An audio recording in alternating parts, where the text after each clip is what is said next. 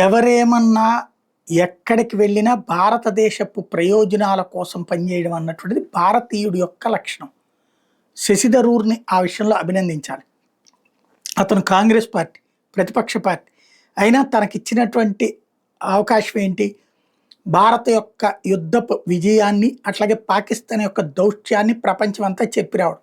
మొన్న అమెరికా వెళ్ళి అలా క్లాస్ పీకడమే కాదు, గయానా వెళ్ళి అక్కడ భారత్‌కి సంబంధించినటువంటి అంశం చెప్పుకు రావడంతో పాటుగా గయానాలో భారీ ఎత్తున ఆయిల్, గ్యాస్‌కి సంబంధించి భారత సంస్థల్ని అక్కడికి ఇన్వైట్ చేస్తున్నటువంటి విషయాన్ని అప్రిషియేట్ చేస్తూ, భారతీయ ఉద్యోగులకు అక్కడ అవకాశాలు కల్పించాలని కోరడంతో పాటుగా 2 దేశాల మధ్యన ఒక సన్నిహితత్వం కావాలి అన్నటువంటి విషయాన్ని ఎక్స్‌ప్లెయిన్ చేసుకురావడం అన్నటువంటిది చాలా ఇంపార్టెంటు. అంటే దేశ ప్రయోజనాల కోసం పనిచేశాడు ఆయన.